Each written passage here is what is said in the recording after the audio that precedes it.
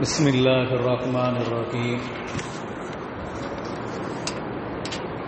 Assalamu alaikum wa rahmatullahi ta'ala wa barakatuhu. Alhamdulillahi rabbil alameen. Wassalatu wassalamu ala rasulihi khatamin nabiyyin wa alihi tayyibin wa ashabi tahirin ومن تبعهم بإحسان إلى يوم الدين إن أصدق الحديث كتاب الله وخير الهدي هدي محمد صلى الله عليه وسلم وشر الأمور محدثاتها وكل محدثة بدعة وكل بدعة ضلالة وكل ضلالة في النار. كلمتان خفيفتان على اللسان ثقيلتان في الميزان حبيبتان إلى الرحمن سبحان الله وبحمده سبحان الله العظيم. சர்வ புகழும் புகழ்ச்சியும் அல்லாஹ் ஒருவனுக்கே உரித்தாகட்டுமாக. இறைவனின் சாந்தியும் சமாதானமும் கண்மணி நாயகம் ரசூலுல்லாஹி ஸல்லல்லாஹு அலைஹி வஸல்லம் அவர்கள் மீதும் அன்னாரை பின்பற்றி வாழ்ந்த சத்திய சஹாபாக்கள், தாபீன்கள், தபஅ தாபீன்கள், வலிமார்கள், நாதாக்கள், சுஹதாக்கள், சிறப்புமிகு பெருமானார் ஸல்லல்லாஹு அலைஹி வஸல்லம் அவருடைய குடும்பத்தினர்கள் மற்றும் நம் அனைவர்கள் மீதும் என்றென்றும் குன்றாமல் குறையாமல் நின்று நிலவட்டுமாக. உயிருக்கும் உயிரான உயிரினும் மேலான ஹஜ்ரத் முத்து முஹம்மது ஸல்லல்லாஹு அலைஹி வஸல்லம் அவர்களை கனவிலும் நனவிலும் தரிசிக்கக்கூடிய பாக்கியத்தினையும் மறுமையில் அவருடைய ஷஃபாத்தை பெறக்கூடிய அரும்பெரும் நசீபையும் வாய்ப்பினையும் வல்ல ரஹ்மான் நம் அனைவருக்கும் தந்தல் புரிவானாக. ஆமீன் ஆமீன் யா ரப்பல் ஆலமீன் வல்ஹம்துலில்லாஹி ரப்பில் ஆலமீன்.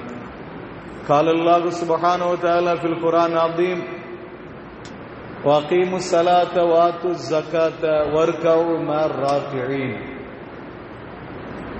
நீங்கள் தொழுகையை நிலைநாட்டுங்கள், இன்னும் ஜக்காத்தையும் கொடுங்கள், ருக்கு செய்வரோடு சேர்ந்து நீங்கள் ருக்கு செய்யுங்கள் என்று அல்லாஹ் ரப்புல் ஆலமீன் திருமறையிலே சொல்லித் தருகிறார். ஹஜ்ரத் முத்து முஹம்மது ஸல்லல்லாஹு அலைஹி வஸல்லம் அவர்கள் சொல்கிறார்கள், அஸ்ஸலாத்து இமாதுத்தீன், தொழுகை என்பது மார்க்கத்தின் தூண். ஃபமன் அகாமஹா ஃபகத் அகாமத்தீன், யார் அந்த தொழுகையை நிலைநாட்டுகிறார்களோ அவர் மார்க்கத்தை நிலைநாட்டி விட்டார். ஒமன் தரக்கஹா பக்கத் ஹதமத்தீன், யார் அந்த தொழுகையை விட்டு விடுகிறார்களோ அவர் மார்க்கத்தை இடித்து விட்டார் என்றார்கள் கண்மணி முத்து முஹம்மது ஸல்லல்லாஹு அலைஹி வஸல்லம். அருமையான அல்லாஹ் நல்லடியார்களே, ரமலானுடைய மாதம் முதல் ஜும்மாவிலே நாம் எல்லாம் அமர்ந்திருக்கிறோம். 6வது நோன்பை நோற்றிருக்கிறோம். 6 தராவியை தொழுதுவிட்டு அமர்ந்திருக்கிறோம். அல்லாஹ் ரப்புல் ஆலமீன் தொழுகையும் நம்முடைய நோன்புகளையும் நாம் ஓதின குர்ஆன் ஷரீஃபினுடைய வசனங்களையும் நாம் செய்த நற்காரியங்களும் தானம் தர்மங்கள் அல்லாஹ் தஆலா குறைவின்றி நிறைவாக கபூல் செய்வானாக. மீதமுள்ள நோன்புகளையும் தொழுகையும் காலம் முழுவதும் தொழுவதற்கு, நற்காரியங்களில் ஈடுபடுவதற்கு, குர்ஆன் ஷரீஃப் ஓதுவதற்கு, அதை ஓத கேட்பதற்கு அல்லாஹ் ரப்புல் ஆலமீன் நமக்கு உடல் ஆரோக்கியத்தையும் மன வலிமையும் தந்தல் புரிவானாக. அருமையான அல்லாஹ் நல்லடியார்களே, நிறைய பேர்கள் ரமலானில் மாத்திரம் தொழக்கூடியவராக இருக்கிறார்கள். ரமலான் வந்துவிட்டால் தொழுகை நிலைநாட்டுவது என்ற நிலையிலே நிறைய பேர் இருக்கிறார்கள். ரமலானில் மாத்திரம் தொழுகை என்பது அல்ல, எல்லா காலங்களும் நான் தொழுதாக வேண்டும், வாழ்நாள் முழுவதும் தொழுதாக வேண்டும். தொழுகை விடுவதற்கு யாருக்கும் அனுமதி கிடையாது. 7 வயசுல இருந்து தொழுகையை நாம் தொழுக வேண்டும். கட்டாயம் என்பது பருவ வயது அடைந்த பிறகு நமக்கு கட்டாயம் என்று இருந்தாலும் 7 வயதிலேயே நாம் பள்ளியை நோக்கி வர வேண்டும். ஹஜ்ரத் முத்து முஹம்மது ஸல்லல்லாஹு அலைஹி வஸல்லம் அவர்கள் சொல்வார்கள், முரு அவுலாதக்கும் பிஸ்ஸலாத்தி பிஸப்இ ஸினீன், 7 வயது ஆகிவிட்டால் உங்களுடைய குழந்தைகளுக்கு தொழுகையை கொண்டு ஏவுங்கள். வத்ரிபூஹு அலைஹா பிஅஷ்ரி ஸினீன், 10 வயது அடைந்து விட்டால் அந்த தொழுகையை நிலைநாட்ட வேண்டும் என்று அடித்து தொழ வையுங்கள் என்றார்கள் ஹஜ்ரத் முத்து முஹம்மது ஸல்லல்லாஹு அலைஹி வஸல்லம் அவர்கள். அப்ப 7 வயசுல தொழுகை பழகிக்கொள்ளணும், தொழுகை வந்துடணும். 10 வயசுல ஆயிடுச்சுன்னா நம்ம தொழாம இருந்தா நம்ம பெத்தவங்க நம்மளை அடிச்சு பள்ளிவாசலுக்கு போக சொல்லணும். 14 வயசுக்கு பிறகும் தொழகாமல் இருந்தால், பருவ வயது அடைந்த பிறகும் தொழாமல் இருந்தால் அல்லாஹ்வுடைய தண்டனை என்று உணர்ந்து கொள்ள வேண்டும். அல்லாஹ் நம்மை மன்னிக்க வேண்டும். யாருக்கும் தொழுகை விடுவதற்கு ஷரியத்தில் அனுமதி கிடையாது. ஆண் பெண், முஸ்லிமான ஆண் பெண் அவர்கள் பருவ வயது அடைந்ததில் இருந்து மௌத்தாகிற வரை அவர்கள் தொழுதாக வேண்டும். பெண்களுக்கு குறிப்பாக அந்த மாதவிடாய் காலங்கள் தவிர்த்து, பேறுகால அந்த காலங்களை தவிர்த்து மற்ற நாட்களில் அவர்கள் தொழுதாக வேண்டும். தொழுகை விடுவதற்கு யாருக்கும் அனுமதி இல்லை என்பதை நாம் உணர்ந்து கொள்ள வேண்டும். அருமையான அல்லாஹ்வின் நல்லடியார்களே, தொழுகிற நேரம் வந்து விட்டால் நாம தொழுகிறல்லவா, நாம தொழுகிற அந்த தொழுகை அது எந்த அளவுக்கு வலுவானது, அது எந்த அளவுக்கு உயர்வானது, அது எந்த அளவுக்கு மகத்துவம் மிக்கது என்பதை நாம் உணர்ந்து கொள்ள வேண்டும். நரகத்தினுடைய நெருப்பை அணைக்கக்கூடிய சக்தி 2 தான் உண்டு. நரகத்துடைய நெருப்பை அதை அணைக்கக்கூடிய சக்தி 2 தான் உண்டு. நரக நெருப்பு எப்படிப்பட்டது, அது எந்த அளவுக்கு ஜுவாலை மிகுந்தது, அது எந்த அளவுக்கு அல்லாஹ் நரகத்தை தயார்படுத்தியிருக்கிறார் என்பது இன்ஷா அல்லாஹ் ஹயாத்து பாக்கியம் இருக்கும் என்று சொன்னால் நரக விடுதலை தரக்கூடிய 10 ஆகிய கடைசி ரமலானுடைய கடைசி 10 ஜும்மாவில் இன்ஷா அல்லாஹ் அது சம்பந்தமா பேசுவோம்.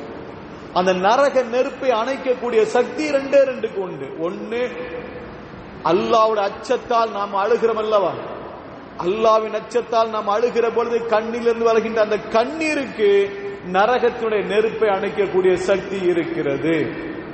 2வது, நாம தொழுகிற தொழுகைக்கு நரகத்தின் நெருப்பை அணைக்கக்கூடிய சக்தி இருக்கிறது. தொழுகிற நேரம் வந்துவிட்டால் ஒரு மலக்கு நம்மை நோக்கி அறிவிப்பு செய்கிறார்கள். தொழுகிற நேரம் லோஹருடைய தொழுகையோ அல்ல அஸ்ருடைய தொழுகையோ அல்ல மக்ரிபுடைய தொழுகையோ இஷாவுடைய தொழுகையோ ஃபஜ்ருடைய தொழுகையோ, எந்த தொழுகை நேரம் வந்துவிட்டால் ஒரு மலக்கு அறிவிப்பு செய்வார். ஹதீஸில் லோஹருடைய தொழுகை என்று சொல்லப்படும், அடுத்தடுத்து ஒவ்வொரு தொழுகை என்று சொல்கிறது. லோஹருடைய தொழுகை வருகின்ற பொழுது, நேரம் வருகிற பொழுது ஒரு மலக்கு அறிவிப்பு செய்கிறார், உங்களுக்காக நீங்கள் மூட்டிய அந்த நரக நெருப்பை அணைப்பதற்காக வேண்டி நீங்கள் எழுந்து செல்லுங்கள், உங்களுக்காக நீங்கள் நெருப்பு மூட்டி இருக்கின்ற அந்த நரக நெருப்பை அணைப்பதற்காக நீங்கள் எழுந்து செல்லுங்கள் என்று சொல்லுவார். நரக நெருப்பு என்பது இந்த ஹதீஸ்ல நோக்கம் நாம செய்த பாவங்கள் அழிக்கப்பட வேண்டும் என்று இருந்தால் தொழுகை வந்துவிட்டால் தொழுதாக வேண்டும். இந்த மலக்கு அறிவிப்பு செய்கின்ற பொழுது மூமினான மனிதர்கள், நற்சிந்தனை உடையவர்கள், இஸ்லாத்தில் பற்று உள்ளவர்கள் எழுந்து சென்று அவர்கள் ஒது செய்து தொழுகை நிலைநாட்டுவார்கள். அப்படி தொழுகை நிலைநாட்டுகிற பொழுது ஃபஜருக்கும் லொஹருக்கும் மத்தியில் இருக்க நம்முடைய பாவங்கள் மன்னிக்கப்படுகிறது. இவ்வாறு அசருடைய நேரத்தில் நேரம் வந்த பிறகு ஒரு மலக்கு அறிவிப்பு செய்வார். அந்த மலக்கு அறிவிப்பு செய்த பிறகு யார் எழுந்து நின்று தொழுகிறார்களோ லொஹருக்கும் அசருக்கும் மத்தியில் அவருடைய பாவங்கள் மன்னிக்கப்படுகிறது, நிகழ்ந்துவிட்ட பாவங்கள் மன்னிக்கப்படுகிறது. அதற்கு பிறகு மக்ரிபு இதுபோல அறிவிப்பு செய்யப்படும். மக்ரிபு தொழுது விட்டால் அசருக்கு மக்ரிபு மத்தியில், இஷாவுக்கு அதே போல அறிவிப்பு செய்யப்படும். மக்ரிபு இஷாவுக்கு மத்தியில் அவருடைய பாவங்கள் மன்னிக்கப்படுகிறது. பிறகு இஷா தொழுவிட்டு அவர் தூங்கி விடுவார். சிலர்கள் அந்த இரவை பாக்கியமாக கருதி திக்ரிலும் தொழுகையிலும் ஈடுபடுவார்கள்.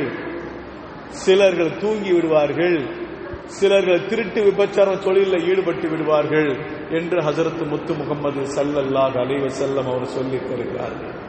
அருமையான அல்லாஹ் நல்லடியார்களே, நாம தொழுகிற தொழுகை அது சாதாரண தொழுகை அல்ல, நம்முடைய பாவத்தை மன்னிக்கக்கூடிய தொழுகை. ஹஜரத் முத்து முகமது ஸல்லல்லாஹு அலைஹி வஸல்லம் சொல்லிட்டு ஒரு செய்தியை சொல்வார்கள், அகிமி ஸலாத் வ தரஃபைன் நஹாரி வ ஸுலஃப மினல் லைலி இன்னல் ஹஸனாத்தி யுத்ஹிபுன ஸய்யாத் என்ற ஆயத்தை ஓதி காட்டுவார்கள். அகிமி ஸலாத், நீங்கள் தொழுகை நிலைநாட்டுங்கள். தரஃபைன் நஹாரி வ ஸுலஃப மினல் லைலி, பகலின் இரு ஓரங்களிலும் இரவின் சில பகுதிகளிலும் நீங்கள் தொழுகை நிலைநாட்டுங்கள். இன்னல் ஹஸனாத்தி யுத்ஹிபுன ஸய்யாத், நிச்சயமாக நற்காரியங்கள் தீமைகளை போக்கி விடுகிறது என்று அல்லாஹ் சொல்லி தந்த அந்த ஆயத்தை மேற்கோள் காட்டி கண்மணி முத்து முகமது ஸல்லல்லாஹு அலைஹி வஸல்லம் சொல்லுகிறார்கள். இப்ப நம்முடைய பாவங்கள் மன்னிக்கப்படுவதற்கு தொழுகை, நம்முடைய பாவங்கள் மன்னிக்கப்படுவதற்கு தொழுகை, நரகத்தினுடைய நெருப்பை அணைக்கணும் சொன்னா அந்த தொழுகை. இந்த தொழுகையை நாம தொழுக வேண்டும். தொழுகையை நாம வருடத்தில் ஒரு மாதம் மாத்திரம் தொழுக என்பதல்ல, எல்லா நாளும் தொழுதாக வேண்டும். வருடத்தில் ஒரு மாதம் மட்டும் தொலை வரக்கூடியவர்களை பார்த்து யாருமே ஏன் இப்ப தொலைவாரி என்று கேட்க மாட்டாங்க. இவ்வளவு நாள் தொழாம இருந்து இப்ப என்ன தொலைவாரி யாரும் கேட்பாங்களா? ஏன் இவ்வளவு நாள் தொழாம இருந்தீங்கன்னு கேட்பாங்க. ஏன் இவ்வளவு நாள் தொழாம இருந்தீங்க அப்படித்தானே கேட்பாங்க. ஏன்னா தொழுகை பத்தி என்ன அல்லாஹ் தஆலா கேள்வி கேட்பானா இல்லையா? மறுமை நாள்ல மறுமையில் அல்லாஹ் தஆலா கேட்கக்கூடிய முதல் கேள்வி தொழுகை பத்தி கேள்வி கேட்பான். தொழுகை நீங்க என்ன செஞ்சீங்க? உன்னுடைய தொழுகை எந்த நிலையில இருக்கிறது? நீ தொழுகை எப்படி கழித்தாய் என்று அல்லாஹ் தஆலா கேள்வி கேட்கிற பொழுது அந்த கேள்விக்கு நாம் என்ன பதில் சொல்லுவோம்? நினைத்து பாருங்கள். அந்த கேள்விக்கு பதில் சொல்லக்கூடிய அளவுக்கு நமக்கு சக்தி இருக்குதா? அல்ல பதில் தயாரிச்சு வச்சிருக்கிறோமா? அல்லாஹ் கேள்வி கேட்டாம்னா முடியலன்னு சொல்ல முடியுமா? உடல்நிலை சரியில்லைன்னு சொல்ல முடியுமா? நடக்க முடியலன்னு சொல்ல முடியுமா? கண் இல்லைன்னு சொல்ல முடியுமா? காது இல்லைன்னு சொல்ல முடியுமா? கால் செயலிழந்து போச்சு சொல்ல முடியுமா? கை செயல்களுக்கு போச்சு சொல்ல முடியுமா? தொழுகை விடுவதற்கு என்ன காரணம் இருக்கிறது? ஹஜ்ரத் முத்து முகமது ஸல்லல்லாஹு அலைஹி வஸல்லம் சொன்னாங்களா இல்லைங்களா? நின்னு தொழ முடியலன்னு சொன்னா உட்கார்ந்து தொழணும். நின்னு தொழ முடியலன்னு சொன்னா உட்கார்ந்து தொழணும். உட்கார்ந்து தொழ முடியலன்னு சொன்னா ஒரு கடிச்சு சொல்லணும். அதுக்கடுத்து இமாம்கள் சொல்லுவாங்க, வலது பக்கம் உங்களால சாஞ்சி படுத்து தொழ முடியலன்னு சொன்னா இடது பக்கம் சாஞ்சி படுத்து தொழுவுங்க. அதுக்கு உங்களால முடியலன்னு சொன்னா படுத்த படுக்கையான தலையை அசைச்சா தொழுவுங்க. கையும் செயல்பட முடியல, காலும் செயல்பட முடியல, எதுவுமே செயல்பட முடியல. நீங்க தலை மட்டும் ஆட்டியா தொழுவுங்க. அல்லாஹ் அக்பர் தக்பீர் கட்டிட்டேன், இப்ப நான் என்ன செய்யறேன்? அல்ஹம் சூரா ஓதுறேன், இப்ப தலையை லேசா ருக்கு செய்யறேன், இப்ப தலையை நிமித்தி சமையல்லாம் சொல்றேன், இப்ப அல்லாஹ்க்கு சொல்லி சஜ்ஜா போறேன். இப்படி தலையை அசைத்தால் தொழுக வேண்டும் என்று சொல்றாரு. தலையையும் அசைக்க முடியவில்லை. ஒரு மனிதனுக்கு தலையும் அசைக்க முடியவில்லை. என்ன செய்யறது? உள்ளத்துல நினைச்சால் தொழுவுங்க. நான் தக்பீர் கட்டுறேன், இப்ப நான் அல்ஹம்து சூரா ஓதுறேன் என்று சொல்லி கண்ணை கொண்டு தொழணுமா? கண் இமை இருக்கா இல்லைங்களா? இந்த கண்ணுடைய இமையை வைத்து அதை அசைத்து அசைத்து இப்போ நான் தக்பீர் கட்டி விட்டேன், இப்போ நான் தொழுகிறேன், இப்போ ருக்கு செய்யறேன்னு சொல்லி கண்ணுடைய இமையை அசைத்து அசைத்து நாம தொழுக வேண்டும் என்று சொல்லி இமாம்கள் நமக்கு சொல்வார்கள். அதுக்கும் முடியல. கண்ணுடைய இமையை அசைக்க முடியல, கண்களின் இமையை அசைக்க முடியல. உள்ளத்தால் நினைக்க வேண்டும், தொழுகிறேன், நான் ருக்கு செய்கிறேன், நான் சஜ்ஜா செய்கிறேன். இப்படி நினைக்காது நாம தொழுகணும்.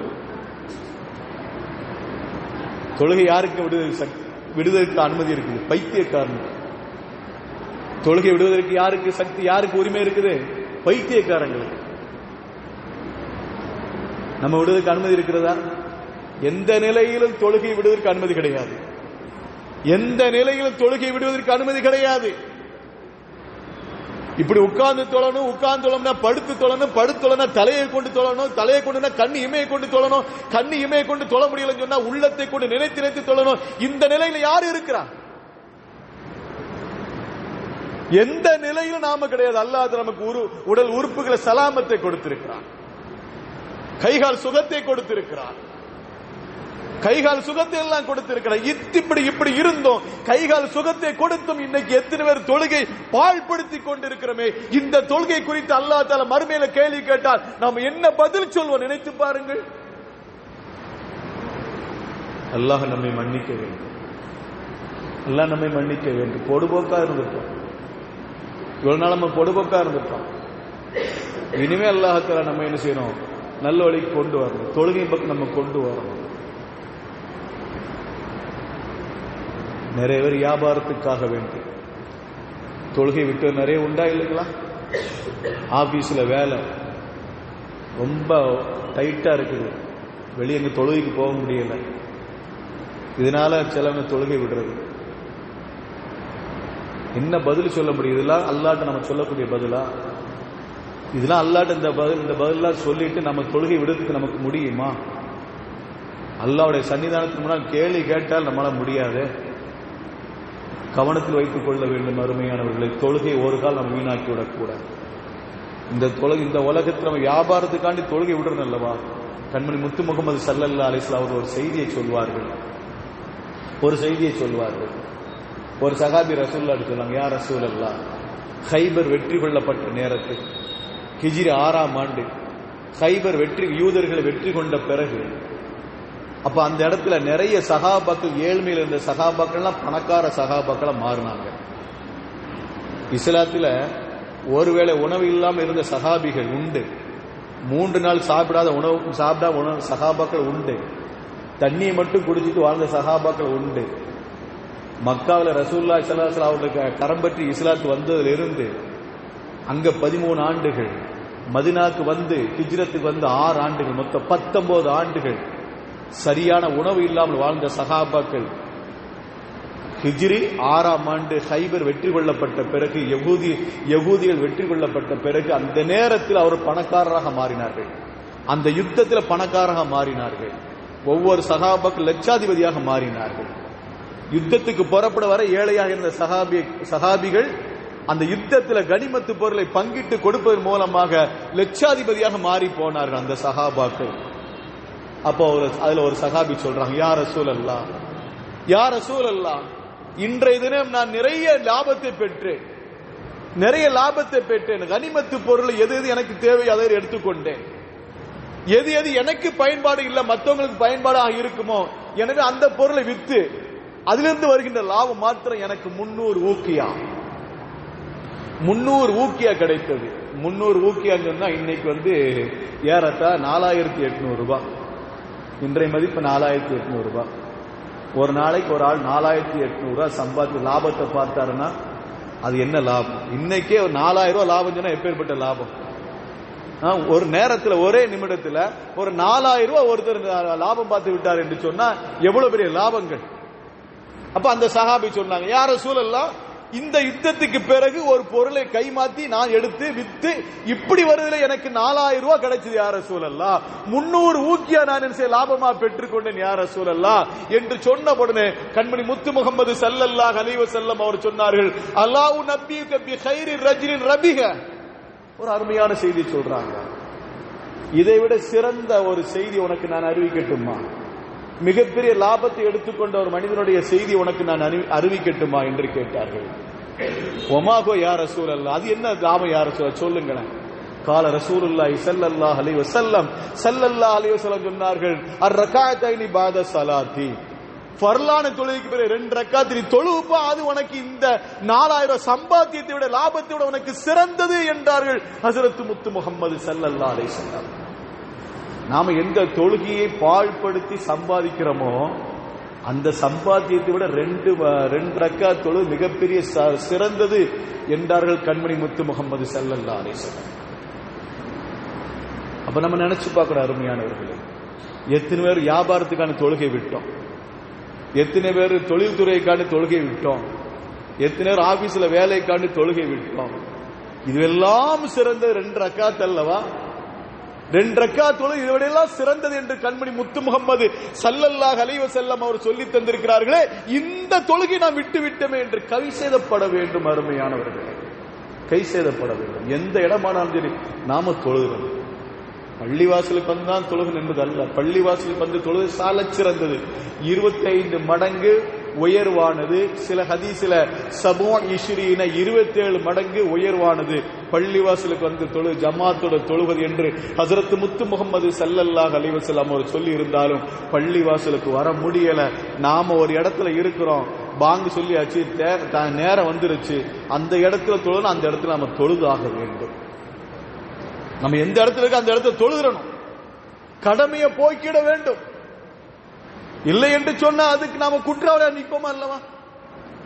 அந்த கடமையை உதாசீனப்படுத்தின மறுமையில் அல்லாஹ்வுடைய சன்னிதானத்தில் குற்றவாளியா நிற்போம். அல்லாஹ் ரப்புல்லா நம்மை மன்னிக்க வேண்டும். எந்த மனிதன் இந்த உலகத்தில் தொழுது, எந்த ஒரு மனிதன் இந்த உலகத்தில் தொழுகையை நிலைநாட்டுகிறானோ அல்லாஹ்தாலா அவனுக்கு எப்பேற்பட்ட பாக்கியத்தை கொடுக்கிறான் தெரியுமா? தொழுகையாளிக்கு அல்லாஹ்தாலா கொடுக்கிற பாக்கியம் முதல்ல உணவு நெருக்கடி நீக்கப்படுகிறது. உணவு நெருக்கடி நீக்கப்படும். உணவுல பரக்கத்து, ரிசுக்குல பரக்கத்தை கொடுக்கிறான். ரெண்டாவது கபூருடைய வேதனை நீக்கப்படும். ஒரு நாள் இந்த உலகத்தை விட்டு நம்ம மறைவோம். இந்த உலகத்தை விட்டு மறைந்து அந்த கபூருக்குள்ள தன்னந்தனியா படுப்போம். நம்ம கபூருக்குள்ள வச்ச பிறகு நமக்கு துணையா யாருமே வரமாட்டாங்க. நம்ம பெத்த தாய் நம்ம பக்கத்துல வந்துருவாங்களா? நம்ம ஈண்டெடுத்த தகப்பன், நம்ம பெத்த தகப்பனை நம்ம பக்கத்துல வந்து படுத்துருவாங்களா? நம்ம கட்டிய மனைவி வந்து பக்கத்துல இருந்து படுத்துருவாங்களா? நாம பெத்த புள்ள வந்து நம்ம கூட படுத்துருப்பாங்களா? யாரும் படுக்க போற மாட்டாங்க. அந்த கபரை நாம தான் தன்னந்தனியா சந்திக்க வேண்டும். அந்த கபூர்ல நம்ம அடிக்கடி சொல்லிருக்கோமா இல்லையா? அந்த கபூர்ல ஏற்கனவே அடக்கப்பட்ட ஒரு கபூர் ஒரு 5 ஆண்டுகளுக்கு பிறகோ இல்ல 6 ஆண்டுக்கு பிறகோ மறுபடி அந்த இடத்துல இன்னொரு ஜனாசா அடக்கப்படுகும் அல்லவா? ஏற்கனவே அடக்கப்பட்ட அந்த ஜனாசா நமக்கு பக்கத்தில் இருக்காது. நம்ம கூட சேர்ந்து படுத்திருக்கிறான், நம்ம கூட தானே சேர்ந்து படுத்திருக்கிறான். இவனுக்கு என்ன தேவை அதை நாம சொல்லுவோம். மர்ரப்புக்குன்னு ஒரு கேள்வி கேட்கிறாங்க, உன் ரப்பு யாருன்னு கேள்வி கேட்கிறாங்க. அதுக்கு நாம பதில் சொல்லுவான், சொல்ல வைப்போம். நீ சொல்லுப்பா, ரப்பி எல்லாம் சொல்லுப்பா என்று ஏற்கனவே அடக்கம் செய்யப்பட்ட அந்த ஜனாசா நமக்காக வேண்டி உதவி செய்யுமா? கிடையாது. தன்னந்தனியா கபரை நாம சந்திக்க வேண்டும். அந்த கபரு சந்திக்கின்ற பொழுது கபருடைய வேதனை நெருக்கடியில் இருந்து எந்த ஒரு மனிதன் இந்த உலகத்தில் தொழுதானோ அந்த மனிதனுக்கு கபருடைய வேதனை நெருக்கடி அது நெருக்காது, விசாலமாகும். நல்ல யோசனை பாருங்க, நல்ல யோசனை பாருங்க. மதீனாவில் மிகப்பெரிய ஒரு சஹாபி, மிகப்பெரிய சஹாபி மதீனாவில் அன்சாரி சஹாபி. அன்சாரி சஹாபாக்களுக்கெல்லாம் தலைவராக இருந்தார்கள். கண்மணி முத்து முகமது ஸல்லல்லாஹு அலைஹி வஸல்லம் சொன்னார், எனக்காக யாரும் எந்திரிக்க வேண்டாம் என்று சொன்னார்கள். ஒரு செய்தி உண்டு, எனக்காக நீங்கள் யாரும் எழுந்திருக்க வேண்டாம் என்று சொன்னார்கள். ஆனால் அன்சாரி சஹாபி சஅத் ரலியல்லாஹு தஆலா அன்ஹு அந்த அன்சாரி சஹாபாக்கள் தலைவர் வந்த அந்த சஹாபியை பார்த்து மற்ற சஹாபிகள் சொன்னார்கள், கூமூலி சய்யிதிக்கும், உங்களுடைய தலைவர் வராங்க, எழுந்து நில்லுங்க, உங்களுடைய தலைவர் வராங்க, எழுந்து நில்லுங்க என்று சொன்னார்கள். அப்பேற்பட்ட சிறப்பிற்குரிய சஹாபி, அந்த சஹாபி மௌத்தாகி அந்த சஹாபி அடக்கம் செய்யறாங்க. அந்த சஹாபி அடக்கம் செஞ்சோன்னு ரசூலுல்லாஹி ஸல்லல்லாஹு அலைஹி வஸல்லம் நவுது பில்லாஹ் என்று சொன்னார்கள். மறுபடியும் அல்ஹம்துலில்லாஹ் என்று சொன்னார்கள். என்ன யா ரசூலுல்லாஹ் நவுது பில்லாஹ் சொல்றீங்க, அடுத்து அல்ஹம்துலில்லாஹ் சொல்றீங்க, என்ன காரணம்? இந்த சஹாபியை கூட இந்த கபர் நெருக்கியது, பிறகு பிரிந்தது என்று சொன்னார். மிகப்பெரிய ஒரு சஹாபி ரலியல்லாஹு அன்ஹு வரது அன்ஹு என்று அல்லாஹ் தஆலா குர்ஆனிலே பதிவு செய்திருக்கிறான். அவர்களை அல்லாஹ் பொருந்திக் கொண்டான், அவர்கள் அல்லாஹ்வை பொருந்திக் கொண்டார்கள் என்று அல்லாஹ் தஆலா குர்ஆன் ஷரீஃபிலே தெளிவாக சொல்லி இருக்கின்றான். ஏறத்தாழ 3 இடங்களில் அந்த விஷயத்தை ரலியல்லாஹு அன்ஹு வரது என்று அல்லாஹ் தஆலா சொல்லி தந்திருக்கிறான். அப்பேற்பட்ட சஹாபியை கூட இந்த கபர் நெருக்கி பிரிந்திருக்கு என்று சொன்னால் நாம எம்மாத்திரம் அருமையானவர்களே, தொழுகை அலட்சியப்படுத்திக் கொண்டிருக்கிறோமே, தொழுகை விட்டு போட்டுக் கொண்டிருக்கிறோமே, தொழுகை பொடுபோக்கா நடந்து கொண்டிருக்கிறோமே. நினைத்து பார்க்க வேண்டும், அந்த சஹாபிகளுக்கு இந்த நிலை என்று சொன்னால் நமக்கு எந்த நிலை என்று நினைத்து பார்க்க வேண்டும். இது மட்டுமா? ஹஜ்ரத் முத்து முகமது ஸல்லல்லாஹு அலைஹி வஸல்லம் அவருடைய மகளார் ஸைனப் ரலியல்லாஹு தஆலா அன்ஹா, ஸைனப் ரலியல்லாஹு தஆலா அன்ஹா அவர்கள் அடக்கம் செய்யப்பட்ட பிறகு அந்த கபூர் அவர்களுக்கு நெருக்கிச்சு, அதுக்கப்புறம் பிரிச்சு. கொலை நடுங்குதா இல்லைங்களா? யாருங்க வந்து படுத்திருக்குது? அந்த கபர்ல படுத்திருக்கிறது யாரு? கண்மணி முத்து முகமது ஸல்லல்லாஹு அலைஹி வஸல்லம் அவருடைய மகளார். அந்த மகளை, தன்னுடைய மகளை கூட அந்த கபர் நெருக்கி பிரிந்திருக்கு என்று சொன்ன நாம எம்மாத்திரம் அருமையானவர்கள். அதனால தானே கண்மணி முத்து முகமது ஸல்லல்லாஹு அலைஹி வஸல்லம் அவர்கள் தன்னுடைய அருமை மகளார் ஃபாத்திமா ரலியல்லாஹு தஆலா அன்ஹா அவர்களை பார்த்து சொன்னார்கள், அருமை மகளே, ரசூலுடைய மகள் என்ற ஒரு மெத்தனத்தில் நீ இருந்து விடாதே, ரசூலுடைய மகள் என்ற ஒரு மெத்தனத்தில் நீ இருந்து விடாதே, உன்னுடைய கபரை நீதான் சந்திக்க வேண்டும், உன்னுடைய மகஷரை நீதான் சந்திக்க வேண்டும் என்றார்கள். ஹஜ்ரத் ஃபாத்திமா ரலியல்லாஹு தஆலா அன்ஹா அவர்களை பார்த்து கண்மணி முத்து முகமது ஸல்லல்லாஹு அலைஹி வஸல்லம், இந்த உலகத்தில் யாரு ஒழுங்கான முறையில் தொழுது அந்த கடமையை நல்ல முறையில் நிறைவேற்றுகிறாரோ அவருக்கு அல்லாஹ் தஆலா முதல்ல கொடுக்கக்கூடிய பாக்கியம் உணவுல நெருக்கடி இல்லாமல் இருக்கும், ரிஸ்க்ல அபிவிருத்தி பரக்கத்தை கொடுக்கிறான், 2 கபூருடைய வேதனையை போக்குகிறான். 3 வலது கையில் அல்லாஹ் தஆலா மறுமை நாள்ல பட்டோலை கொடுக்கிறான். மறுமை நாள்ல வலது கையில பட்டோலை கொடுக்கிறான். 4வது சிராத்துல் முஸ்தகீம் பாலத்தை மின்னல் வேகத்தில் கடக்கக்கூடிய பாக்கியத்தை கொடுக்கிறான். 5வது பாக்கியம் என்ன தெரியுமா? விசாரணையின்றி சொர்க்கத்தில் நுழையக்கூடிய பாக்கியத்தை அல்லாஹ் தஆலா கொடுக்கிறான். இது எந்த மனிதன் இந்த உலகத்துல தொழுகையை சரியான முறை நிறைவேற்றினாரோ அவருக்கு கொடுக்கிற பாக்கியம். எந்த மனிதன் இந்த உலகத்துல தொழுகையை சரியா நிறைவேற்றவில்லையோ அவரை மறுமை நாள்ல எழுப்பும் நிறைய தண்டனை கொடுக்கிறான். குர்ஆன் ஹதீஸ்ல வந்திருக்கு 15 விதமான தண்டனை. தொழுகையை பாழ்படுத்தியவருக்கு அல்லாஹ் தஆலா 15 விதமான தண்டனையை கொடுத்திருக்கிறான். அதுல ஒண்ணு மறுமையில கொடுக்கக்கூடிய தண்டனை அவனுடைய நெத்தியில எழுதப்படும். எந்த மனிதன் இந்த உலகத்துல தொழுகையை பாழ்படுத்தினானோ அவனுடைய நெத்தியில 3 விஷயங்கள் வரிகள் எழுதப்பட்டிருக்கும். ஒன்னு, கடமையை பாழ்படுத்தியவன் என்று, கடமையை பாழ்படுத்தியவன் என்று, அல்லாஹ்வின் கோபத்தை பெற்றவன் என்று எழுதப்பட்டிருக்கும். நீ உலகத்தில கடமையை புறக்கணித்தாய், நீ உலகத்தில கடமையை புறக்கணித்தாய், இன்னைக்கு அல்லாஹ்வுடைய அருள் உன்னை புறக்கணித்து விட்டது என்று 3வது வரி எழுதப்பட்டிருக்கும். இது மறுமையில மிகப்பெரிய ஒரு இழிவு அவனுக்கு, மறுமையில் அவனுக்கு மிகப்பெரிய ஒரு இழிவான விஷயங்கள். எனவே அருமையான அல்லாஹ் நல்லடியார்களே, தொழுகையை நாம் சரியான முறையில் பேணி நடக்க வேண்டும். ஒரு மனிதர் இந்த உலகத்தில் தொழுகையை பேணி நடந்தால் எவ்வளவு பெரிய பாக்கியம் தெரியுமா? ஒரு 2 ரக்காத்து தொழுகிறது, ஒரு 2 ரக்காத்து தொழுகுது, அதனுடைய மதிப்பு என்ன தெரியுமா? கண்மணி முத்து முகமது ஸல்லல்லாஹு அலைஹி வஸல்லம் அவர்கள் ஒரு செய்தியை சொல்லுவார்கள். நான் பல தடவை கனவு கண்டிருக்கேன். யாரை பார்த்து சொன்னாங்க தெரியுங்களா? ஹஸரத் பிலால் ரலியல்லாஹு தஆலா அவர்களை பார்த்து சொன்னாங்க, பிலாலே, நான் பல தடவை நான் கனவு கண்டிருக்கிறேன், பல தடவை சொர்க்கத்தில் உள்ள போற மாதிரி நான் கனவு கண்டிருக்கிறேன். நான் சொர்க்கத்தில் உள்ள போற மாதிரி கனவு காண்கிற போதெல்லாம் நீ எனக்கு முன்னால சொர்க்கத்தில் போயிருக்கியம்மா. நான் பல தடவை சொர்க்கத்தை கண்டு நான் கனவு கண்டிருக்கிறேன், பல தடவை நான் சொர்க்கத்துக்கு உள்ள போகும்போதெல்லாம் நீ எனக்கு முன்னால சொர்க்கத்தில் உன்னுடைய காலடி சத்தம் கேட்கிறது. அப்படி என்ன நற்காரி செய்தப்பா? ஒரு தடவை இல்ல, 2 தடவை இல்ல, பல தடவை. ரசூலுல்லாஹ் ஹதீஸ்கள் திருமதியில் இந்த ஹதீஸ் பதிவு செய்யப்பட்டிருக்கிறது. அதுக்கு அந்த சஹாபி சொல்றாங்க, யா ரசூலல்லாஹ், யா ரசூலல்லாஹ், நான் எப்பொழுது பாங்கு சொன்னாலும் சரி, நான் எப்பொழுது பாங்கு சொன்னாலும் சரி 2 ரக்காத் தனிப்பட்ட முறையில் நான் தொழுவேன், 2 ரக்காத்து நான் தொழுவேன். எப்போ எனக்கு ஒலு முறிந்தாலும் நான் எப்பொழுது ஒலுவோடு இருப்பேன். எப்பொழுது ஒலு முறிந்தாலும் அந்த ஒலுவை செய்துவிட்டு, அது இரவானாலும் சரி பகலானாலும் சரி, ஒலுவை செய்துவிட்டு 2 ரக்காத் நான் தொழுவேன். இந்த 2 காரியத்தை நான் நேமமா செய்து கொண்டிருக்கிறேன் என்று ஹஸரத் பிலால் ரலியல்லாஹு தஆலா அன்ஹு அவரை சொன்ன உடனே கண்மணி முத்து முகமது ஸல்லல்லாஹு அலைஹி வஸல்லம் அவர் சொல்வார்கள், இந்த 2 காரியத்தை உன்னை இந்த அளவுக்கு முன்னால வந்து சேர்த்து இருக்கிறது என்றார்கள். நாம தொழு 2 ரக்காத் எந்த அளவுக்கு வலுவானது பார்த்தீங்களா? நாம தொழுக 2 ரக்காத் எந்த அளவுக்கு உயர்வானது தெரியுமா? சொர்க்கத்தை நமக்கு பெற்று தருகிறது. காலித் இப்னு மேதான் ரலியல்லாஹு தஆலா அன்ஹு அவர்கள் சொல்கிறார்கள், ரசூலுல்லாஹி ஸல்லல்லாஹு அலைஹி வஸல்லம் அடிமை ஸஃப்வான் ரலியல்லாஹு தஆலா அன்ஹு அவரை பார்த்து கேட்கிறார்கள், அல்லாஹ்வின் பக்கம் என்னை நெருக்கி வைக்கக்கூடிய ஒரு நல்ல அமல் இருந்தா சொல்லுப்பா. தோழரே, அல்லாஹ் பக்கம் நெருக்கி வைக்கக்கூடிய அளவுக்கு உண்டான ஒரு நற்காரியத்தை செய்யணும், அது என்ன அமல் செய்யணும் அதை சொல்லு. அல்ல இப்படி கேட்டான்னு ஒரு ரிவாயத் வருது, சொர்க்கத்தில் என்னை நுழைவைக்கக்கூடிய ஒரு காரியத்தை எனக்கு சொல்லு. இந்த 2 விதமா கேட்டிருக்கிறாங்க.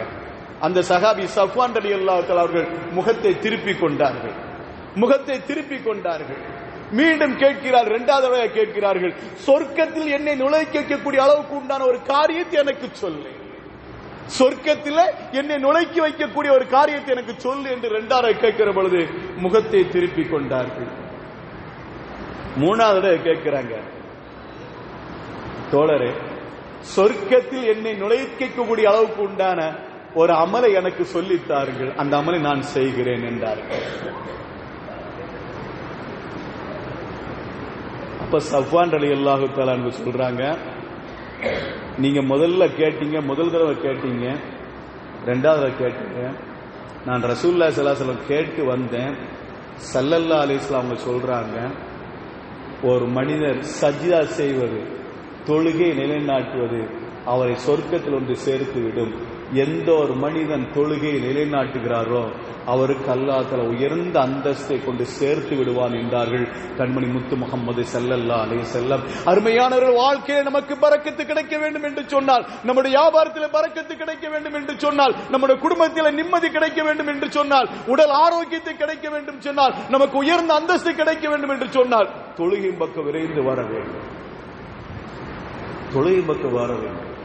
ஒரு 5 நிமிஷம் எக்ஸ்ட்ரா எடுத்தாலும் நீங்க எதுவும் கேட்க மாட்டீங்க. ஏன்னா இப்பதானே வந்திருக்கிறீங்க. இந்த ரமலான் மாதத்தில் நாம தொழுகை வந்திருக்கோமே. ரமலான் அல்லாத நேரத்தில் தொழுகை வர வேண்டும். ரமலான் அல்லாத காலத்தில் நம்ம தொழுகை வர வேண்டும். அருமையானவர்களே, இன்னைக்கு நிறைய பேர் நம்ம நினைச்சுக்கிட்டு இருக்கோம், தொழுகை அது ஒரு வயசான பிறகு தொழுகைக்கலாம். இப்ப என்ன தொழுகைக்கு வயசு இருக்குது கேட்கிறோமா இல்லைங்களா? அல்ல நல்ல சம்பாதிச்ச பிறகு அதுக்கடுத்து தொழுதுக்கலாம். நல்ல சம்பாதிச்ச பிறகு அதற்கடுத்து நாம தொழுதுக்கலாம். இப்ப ஒரு சம்பாத்தியம் என்ன சொல்றது, நாம தொழுகை தள்ளிப்படுறதுக்கு காரணம் வயசாகட்டும். ஒண்ணு, ஒரு வயசு வந்தோன்னா கொஞ்சம் வயசான பிறகு தொழுதுக்கலாம். இன்னொன்னு நல்ல சம்பாத்தியில செட்டில் ஆன பிறகு நம்ம தொழுதுக்கலாம் அப்படின்னு நினைக்கிறோமா இல்லைங்களா? கண்மணி முத்து முகமது ஸல்லல்லாஹு அலைஹி வஸல்லம் என்ன சம்பாதிச்சாங்க? ஹஜ்ரத் முத்து முகமது ஸல்லல்லாஹு அலைஹி வஸல்லம் என்னங்க சம்பாதிச்சாங்க? அடிக்கடி சொன்னதானே, முதல் பிறையை பார்ப்போம். ஹஜ்ரத் ஆயிஷா ரலியல்லாஹு தஆலா அவர் அறிவிப்பார்கள், தன்னுடைய சகோதரி மகன்கிட்ட சொல்லுவாங்க, மகனே முதல் பிறையை பார்ப்போம், அடுப்பு எரியாது. இரண்டாவது பிறையை பார்ப்போம், அடுப்பு எரியாது. 3ஆம் மாசம் முதல் பிறையை பார்ப்போம், அடுப்பு எரியாது. மாசத்துல முதல் பிறையை பார்ப்போம், அடுப்பு எரியாது மகனே. 2ஆம் மாசத்துல முதல் பிறையை பார்ப்போம், அடுப்பு எரியாது மகனே. 3ஆம் மாசத்தினுடைய முதல் பிறையை பார்ப்போம், அடுப்பு எரியாது மகனே. ஏறத்தாழ 3 மாதங்கள் ஹஜ்ரத் முத்து முஹம்மது ஸல்லல்லாஹு அலைஹி வஸல்லம் அவர்கள் வீட்டில் அடுப்பு எரித்து 3 மாதங்கள் ஆகிவிட்டது. ஆச்சரியமா தானே இருக்குது. 3 மாதம் என்ன சாப்பிட்டுப்பாங்க? ஆச்சரியமா இருக்கா இல்லைங்களா? அதான் அந்த சஹாபி கேட்டாங்க, அன்னையே 3 மாதம் உங்க வீட்டில் அடுப்பு எரியலன்னு சொன்னா நீங்க என்ன சாப்பிட்டீங்க? என்னத்தை சாப்பிட்டு நீங்க வயிற்று நிரப்புனீங்க? 2 கருப்பு பொருள் என்று சொன்னார்கள். 2 கருப்பு பொருளை சாப்பிட்டு நாங்க வயிற்று நிரப்பணும். 2 கருப்பு பொருள் என்ன? ஒன்னு பேரிச்சம்பழம் கிடைச்சா சாப்பிடுவோம், பேரிச்சம்பழம் கிடைச்சா அதை சாப்பிடுவோம். இன்னொன்னு தண்ணி. தண்ணி ஆழத்தில் இருக்கும் கருப்பா தெரியுமா இல்லைங்களா? அதை குறித்து சொல்லுகிறார்கள் தண்ணி. இந்த தண்ணீர் பேரிச்சம்பழம், பேரிச்சம்பழம் சாப்பிடுவோம், தண்ணீர் என்றால் தண்ணீர் சாப்பிடுவோம். இதைத்தான் நீங்க 2 பேரும் சாப்பிட்டீங்க. நீங்க சாப்பிட்டீர்களா? அன்னை இதைத்தான் நீங்க சாப்பிட்டீர்களா? ஹஜ்ரத் முத்து முஹம்மது ஸல்லல்லாஹு அலைஹி வஸல்லம் அவர்கள் அதைத்தான் சாப்பிட்டார்கள். ஹஜ்ரத் ஆயிஷா ரலியல்லாஹு அவர்கள் சாப்பிட்டார்கள். ஏனைய மனைவிமார்கள் அதைத்தான் சாப்பிட்டார்கள். வேற எதுவுமே இல்லை. ஆனால் அவர்கள் எப்படி தொழுதார்கள்? நம்ம ஷோபா அபி தாலிப் விஷயத்தை நம்ம நிறைய பேசியிருக்கோம். ஷோபா அபி தாலிப் என்ற கணவால ரசூலுல்லாஹி ஸல்லல்லாஹு அலைஹி வஸல்லம் 18 மாதங்கள் அடைக்கப்பட்டார்கள், ஊர்வலக்கு வைக்கப்பட்டார்கள். மக்கத்து குஃபார்கள் மூலமாக ஊர் ஒதுக்கி வைக்கப்பட்டார். ரசூலுல்லாஹி ஸல்லல்லாஹு அலைஹி வஸல்லம் அவர்களும் அவருடைய குடும்பத்தினர்களும் அவரை சார்ந்தவர்களும் அந்த நேரத்தில் ஈமான் கொண்டவர்களும் ஏறத்தாழ 18 மாதங்கள் ஊர்வலக்கு வைக்கப்பட்டது. யாரு சாப்பிட கொடுக்க கூடாது, யாரு தண்ணீர் கொடுக்க கூடாது, எதையும் கொடுக்க கூடாது என்று ஊர்வலக்கு வைத்தார்கள். கண்மணி முத்து முஹம்மது ஸல்லல்லாஹு அலைஹி வஸல்லம் அவர்களையும் அவருடைய குடும்பத்தினர்களையும். என்ன சாப்பிட்டாங்க? 18 மாசம் ஒரு கனவால ஒதுக்கி வைத்தார்களே ரசூலை, அவருடைய குடும்பத்தையும் 18 மாதங்கள் ஒதுக்கி வைத்தார்களே, என்ன சாப்பிட்ட நினைத்து பார்த்திருப்பீர்கள்? சஅத் இப்னு அபி வக்காஸ் ரலியல்லாஹு தஆலா அன்ஹு அவர்கள் சொல்வார்கள், ஒரு நாள் சிறுநீர் கழிக்க நான் சென்றேன். இரவு நேரத்தில் என்னுடைய சிறுநீர் பட்டு ஒரு சவுண்ட் வந்தது. அந்த இடத்துல ஒரு கல்லை வைத்து விட்டு நான் வந்தேன். மறுநாள் காலையில என்ன இருக்குன்னு போய் பார்க்கலாம் என்று. மறுநாள் காலையில் போய் பார்த்தேன், செத்து போன ஒட்டகத்துடைய எலும்பு இருந்தது. செத்து போன ஒட்டகத்துடைய எலும்பு இருந்தது. அந்த எலும்பை, அருமையான அல்லாஹ் நல்லடியார்களே, அந்த எலும்பை உடைத்தோம், அந்த எலும்பை நாம் பவுடர் ஆக்கினோம், அதை சாப்பிட்டு வயிறை நிரப்பினோம். அதை சாப்பிட்டு வயிறு நிரப்பினோம். கண்மணி முத்து முகமது ஸல்லல்லாஹு அலைஹி வஸல்லம் அவர்கள் அங்க இருந்த அந்த இலைகளை, தலைகளை, பச்சை இலைகளை, தலைகளை எடுத்து பிச்சு பிச்சு அதை சாப்பிட்டார்கள். இதனால் எங்களுக்கு எப்படி மலம் கழிச்சது தெரியுமா? ஆடு மாடு புழுக்கை போடுவது போல எங்களுடைய மலம் வெளியேறியது என்று சஅத் இப்னு அபீ வக்காஸ் ரலியல்லாஹு தஆலா அன்ஹு அவர்கள் சொல்கிறார் என்று சொன்னால் எந்த அளவுக்கு வறுமை! இந்த அளவுக்கு யாருக்கு அல்லாஹ் நமக்கு சிரமத்தை கொடுத்திருக்கிறானா? இந்த அளவுக்கு யாருக்கு அல்லாஹ் சிரமத்தை கொடுத்திருக்கிறானா? அந்த நிலையில் இருந்து கூட கண்மணி முத்து முகமது ஸல்லல்லாஹு அலைஹி வஸல்லம் அவர்கள் கால் வீங்க வீங்க நின்று தொழுதார்கள். கால் வீங்க வீங்க நின்று தொழுதார்கள். ஹஜ்ரத் ஆயிஷா ரலியல்லாஹு அன்ஹா கேட்டார்கள், யா ரசூலல்லாஹ், இந்த கால் வீங்க வீங்க நின்று தொழணுமா? யக்ஃபிருல்லக்கல்லாஹு மா தகத்தம் மின் தம்பிக வ மா தஅக்கர்.